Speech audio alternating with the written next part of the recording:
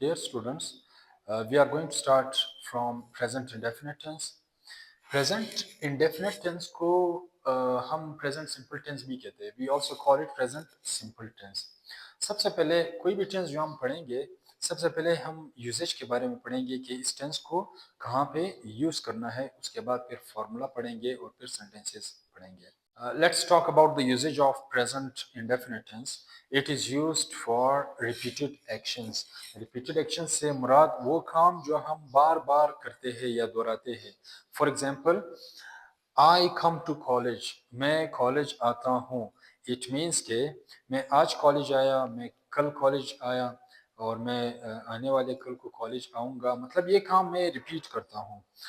In a week अगर हम बात करें तो 6 वर्किंग डेज है. तो इसमें मैं अमूमन 5 to 6 days कॉलेज आता हूँ. सो आई कम टू कॉलेज. मैं कॉलेज आता हूँ. इस काम को मैं बार बार दोहराता हूँ, बार बार. He takes exercise. वो एक्सरसाइज करता है या वो वर्जिश करता है. It means that he repeats this action. So for repeated action we use present indefinite tense और प्रेजेंट सिंपल टेंस. अब सेकेंड यूजेज की तरफ आते हैं. Present indefinite tense is used for universal truth और फैक्ट. जो हकीकत होता है या जो ट्रुथ होता है, यूनिवर्सल ट्रुथ, उसके लिए हम लोग प्रेजेंट इंडेफिनिट टेंस का इस्तेमाल करते हैं. जैसे for example, water freezes at 0 degree centigrade. पानी 0 डिग्री सेंटीग्रेड को जम जाता है. सो ये एक फैक्ट है, ये एक ट्रुथ है. सो इसके लिए हम लोग प्रेजेंट इंडेफिनिट टेंस का इस्तेमाल करते हैं. जिस तरह अर्थ रिवॉल्व्स अराउंड द सन. जमीन सूरज के गिर्द गर्दिश करती है. अब ये एक फैक्ट है, एक यूनिवर्सल ट्रुथ है. इसके लिए हम लोग प्रेजेंट इंडेफिनिट टेंस का इस्तेमाल करेंगे. सन अराइजेस इन द ईस्ट. सूरज मशरिक से निकलता है. तो अब ये एक ट्रुथ है, फैक्ट है. जो भी एक ट्रुथ होगी, यूनिवर्सल ट्रुथ होगी या कोई फैक्ट होगा, उसके लिए हम लोग प्रेजेंट इंडेफिनिट टेंस का इस्तेमाल करेंगे या प्रेजेंट सिंपल टेंस का इस्तेमाल करेंगे. अब आप लोगों को दो चीजें याद रखनी है इसकी यूजेज के बारे में.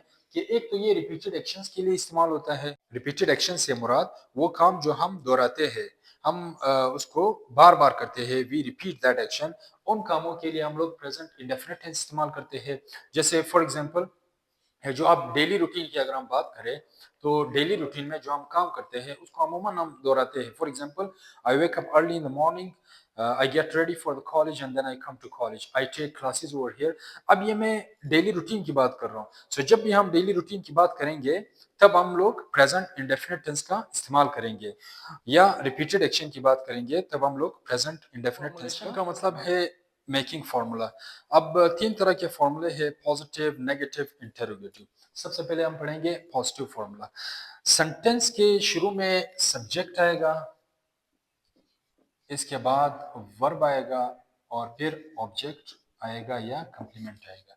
तीन चीजें हैं: सब्जेक्ट, वर्ब एंड ऑब्जेक्ट. अगर हम सब्जेक्ट की बात करें तो सब्जेक्ट हमेशा सेंटेंस के शुरू में आता है. The doer of any action. कोई काम करने वाला जो कोई काम कर रहा है उस सेंटेंस में, इसको हम सब्जेक्ट कहते हैं. The doer of any action is known as subject. So subject comes in the beginning of the sentence and object comes at the end of the sentence in simple sentences. तो he comes to school. वो school आता है. She cooks well. वो अच्छा पकाती है. It runs fast. We can also use it for non-living things or animals. So it runs fast. वो तेज दौड़ता है. I teach English. मैं अंग्रेजी पढ़ाता हूँ. आप लोग, मैं उर्दू में ट्रांसलेट कर रहा हूँ.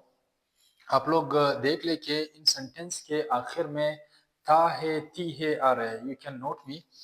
I teach English. मैं अंग्रेजी पढ़ाता हूँ.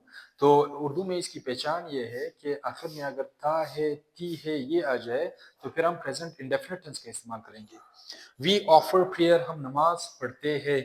You learn English. आप अंग्रेजी सीखते हैं. They play football. वो फुटबॉल खेलते हैं. तो पॉजिटिव फॉर्मूला जो है वो सिंपल है. सब्जेक्ट आएगा, फिर वर्ब आएगा और फिर ऑब्जेक्ट आएगा. एक बात आप लोगों ने याद रखनी है, जो सब्जेक्ट्स की अगर हम बात करें, ही, शी, इट या कोई singular name, he, she, it या कोई सिंगुलर नेम, इसके साथ फिर हम वर्ड के साथ एस ई एस का इजाफा करेंगे. हम अगर कहें शी कुक फूड या शी कुक वेल, ये गलत है. She कुक्स food. हम एस या ईएस का इजाफा करेंगे किन सब्जेक्ट के साथ, ही के साथ, शी के साथ, इट के साथ या कोई सिंगुलर नेम के साथ। फिर आते हैं आई, वी, यू, दे या जो प्लूरल नाम्स है उनके लिए हम लोग एस ई एस का इजाफा नहीं करेंगे। जैसे इन सेंटेंसेस में आप देख सकते हैं आई टीच इंग्लिश, अब मैं ये नहीं कह सकता आई टीचेस इंग्लिश, वो गलत हो जाएगा। We offer prayer, you learn English, they play football. अब इसमें आई, वी, यू, दे के साथ हम लोग एस ई एस का इजाफा नहीं करेंगे। सो ये हो गया हमारा पॉजिटिव फॉर्मूला। अब हम बढ़ते हैं नेगेटिव फॉर्मूले की तरफ। अब हम नेगेटिव फॉर्मूला पढ़ते हैं।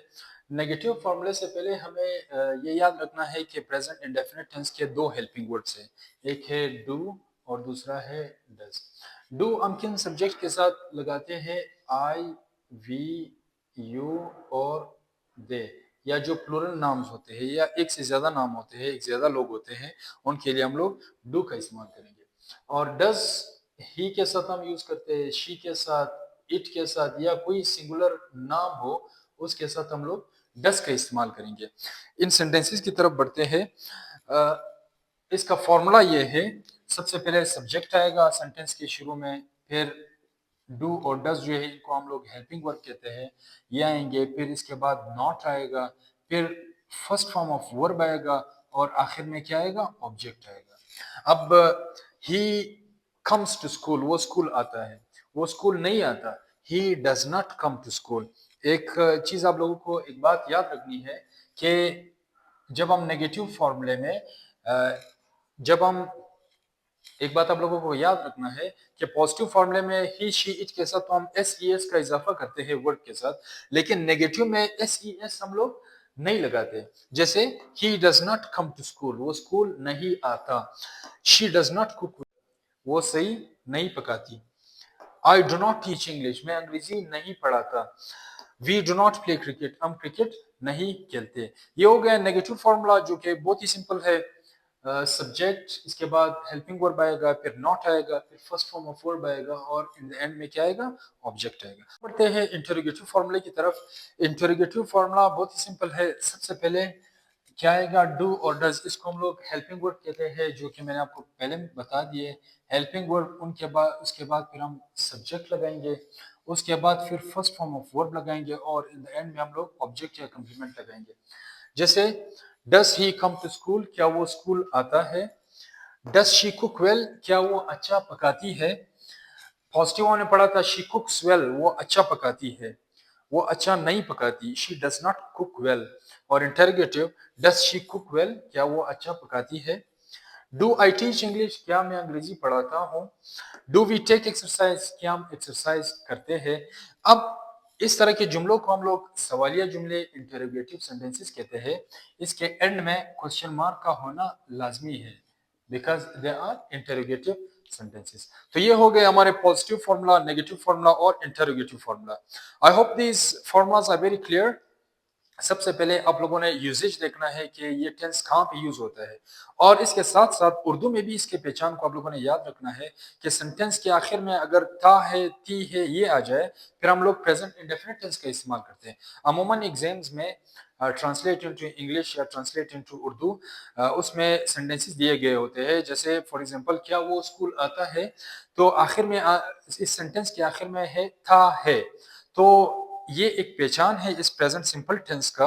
डस ही कम टू स्कूल, वो वो अच्छा क्रिकेट खेलता है। He plays cricket well.